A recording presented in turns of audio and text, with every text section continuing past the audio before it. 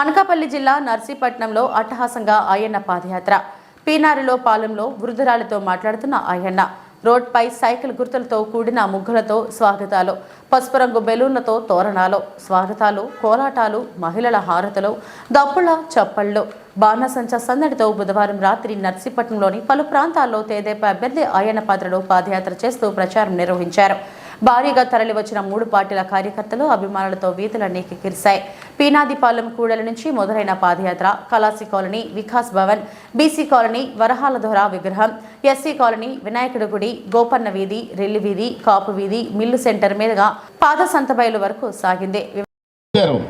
ఆ రోజు మీరు అందరూ కూడా తెల్లవారుజాము వచ్చి అడ్డుకున్నారు కాబట్టి నేను బ్రతికి బయటపడ్డాను తప్పించి లేదా ఆ రోజు చాలా ఇబ్బంది అయిపోయింది.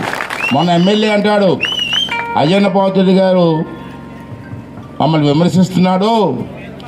అయ్యన్న పాత్రుడి పిల్లాన్ని, అయ్యన్న పాత్రుడి కొడుకుల్ని మూట కట్టి అల్లిపుడు పంపించేస్తాడు నన్ను. అసలు ఈడెక్కడి నుంచి వచ్చాడండి? ఈడు నన్ను అల్లిపూడి కట్టకట్టి పంపించేస్తాడు ఊరి నుంచి, నర్సీపట్నం నుంచి. అలాంటి పరిస్థితులు ఈవేళ ఉన్నాయి. దౌర్జన్యాలు పెరిగాయి, లంచాలు పెరిగాయి, దోపిడీ పెరిగింది. ఎక్కడ చూసినా గంజాయి. మన పిల్లలందరూ కూడా మత్తుకు అలవాటు పడిపోతున్నారు ఈవేళ.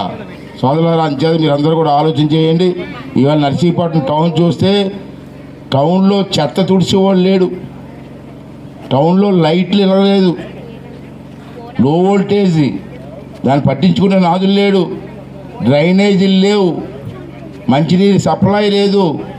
ఎవరైనా అడిగితే మా ఇష్టం అని చెప్పి మాట్లాడే పరిస్థితికి వచ్చింది. ఈవేళ ఉద్యోగాలు ఇస్తాను, ప్రతి సంక్రాంతికి ఉద్యోగాలు ఇస్తా అన్నాడు, ఒక్క ఉద్యోగం లేదు.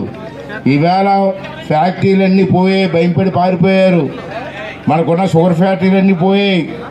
ఎక్కడ రైతులు పండించే పంటకి ధరలేదు, చెరుకు కొనే నాదులు లేడు. అన్ని వర్గాల వారు కూడా నష్టపోయారు. పోతే మన మున్సిపాలిటీకి వస్తే ఆ రోజు 7 సంవత్సరాల క్రితం నేను మంత్రిగా ఎమ్మెల్యేగా ఉన్నప్పుడు ఏ రోడ్లు వేసామో అయ్యే రోడ్లు తప్పించి ఒక అడుగు రోడ్డు కూడా ఎమ్మెల్యే గారు ఎక్కడైనా వేసారని చెప్పి మీ అందరినీ అడుగుతున్నాను. ఈవేళ చూసారు, ఇక్కడ రోడ్డు మధ్యలో బొక్క పడితే ఆ బొక్క కూడా కప్పలేనటువంటి చేతకాని ఈ ఎమ్మెల్యేని కూడా ఈ సందర్భంలో మనం చేస్తున్నాను. ఇవాళ నర్సీపట్నంలో మున్సిపాలిటీ ఉంది. మన మున్సిపాలిటీలో మనం ఓడిపోయాం. మీ అందరూ తెలిసి దగ్గర ఓడిపోయాం. వాళ్ళే గెలిచారు. మున్సిపాలిటీలో ఉన్న డబ్బులు నర్సీపట్నానికి ఖర్చు పెట్టుకుంటా దేనికో ఖర్చు పెడుతున్నాడు.